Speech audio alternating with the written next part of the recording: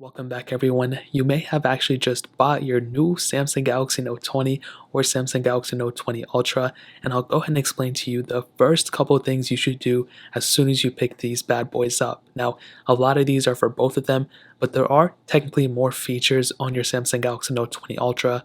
So do keep in mind there are a couple things here. Honestly, if you bought the Note 20, still a tremendous phone. The Note 20 Ultra is probably the better one to be honest, but I'm sure a lot of you guys know that. But regardless, these both are really good phones. Now, the very first thing I would recommend a lot of you to do is to buy a case or screen protector for your device. There's no point in rocking a phone this expensive and not owning one of those. So that's the very first thing I would recommend doing. I'll leave a link to my website, which shows the cheapest case and the best case and the cheapest screen protectors and all this stuff for your device. So I'll leave that first link down in the description. You can go and check that out for both the Note 20 and Note 20 Ultra. Now, the very first thing beyond that I would recommend doing is actually turning on dark mode. Now, for some of you, it might already be pre-installed or pre-enabled, but that's the very first thing I would recommend doing. You want to make your way over to your settings app. You want to go down into display, which is right here.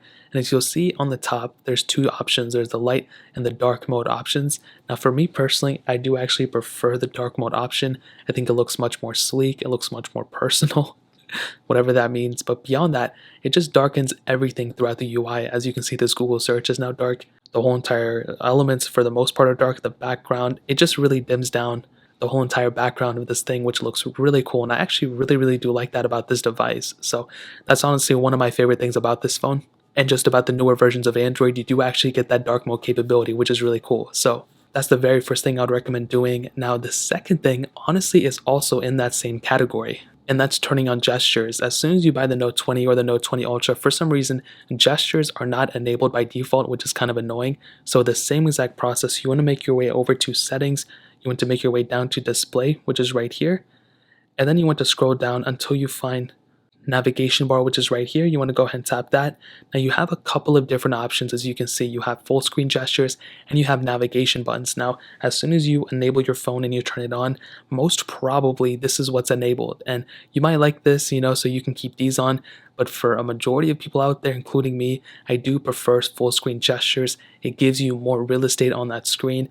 And the, gestures are much newer. They're much more, kind of up to date. The navigation buttons are kind of older. That's an older way of input. And this one is much better. And that's honestly something I really do prefer about this phone. And that's suitable for both the Note 20 and Note 20 Ultra. Now, the next thing is only focused on the Note 20 Ultra. So if you have the Note 20, you can fast forward a couple of seconds, but this is turning on the 120 Hz refresh rate. And when you have your phone enabled the first time, I don't think it's enabled the first time, so you're going to have to go enable it yourself. So what you want to do is you want to make your way back over to settings. As you can see, you want to go to settings, you want to go back into display.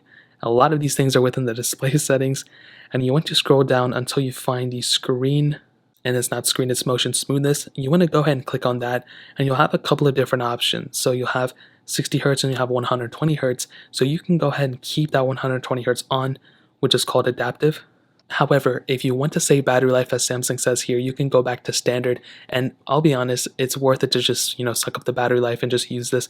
This is a really good feature. One of my favorite things about the Note 20. It makes the screen look that much smoother. The Galaxy S20s had it, the OnePlus 8s have it, and it's a really cool thing, and I really do like that. So turning on the screen refresh rate up to 120 Hz is definitely one of my favorite things about this device. And the next thing is suitable for both the Note 20 and Note 20 Ultra. As soon as you pick up your Note 20, I would recommend going into your software updates and updating your phone as soon as possible. So you want to make your way over to your settings app. As usual, you want to scroll all the way down into software updates. You want to go ahead and click that. You want to go and click download and install. And most of the time, there's already an update out for your devices. You can see there's one for mine. Obviously, I'm not going to do it right now, but installing the latest update is very important. Samsung actually just said they're going to be updating their phones for an extra year, which is really cool. So you're going to have that type of capability on this device. So I'd highly recommend you to update your device as soon as you pick it up. That's very important. Now, the next thing I would recommend doing is turning off your Bixby button to power off the menu. And this is one of the most annoying things ever.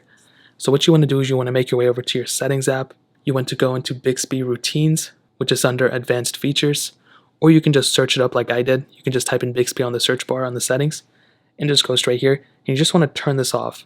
That's something that always runs in the background. I really don't like it too much, but now you actually have the capability of turning that off. So that's the very first thing I would recommend doing. Now, the next thing on top of that, clicking side key, as you can see, this actually gives the ability of when you hold the side button of what to basically do when you hold it down. Now right here where it says press and hold, as you can see it says wake Bixby. I hate Bixby so much. I don't hate Bixby, I just want to use that power button as a power button. Same thing with iPhones. I don't like going to Siri every single time I forget about it.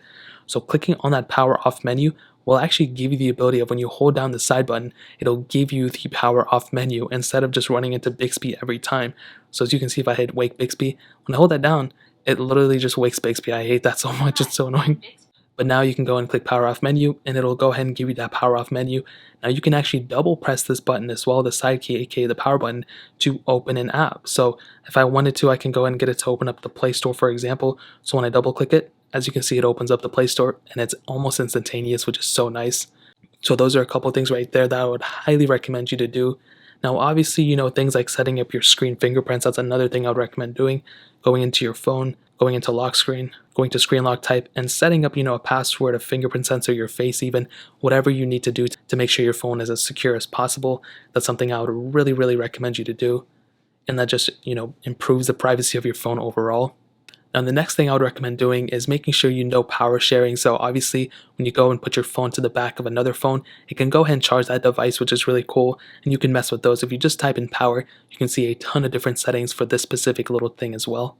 Now within advanced features, another little thing, you can also search it up, is game launcher. I never liked it. I find it to be one of the most annoying things ever.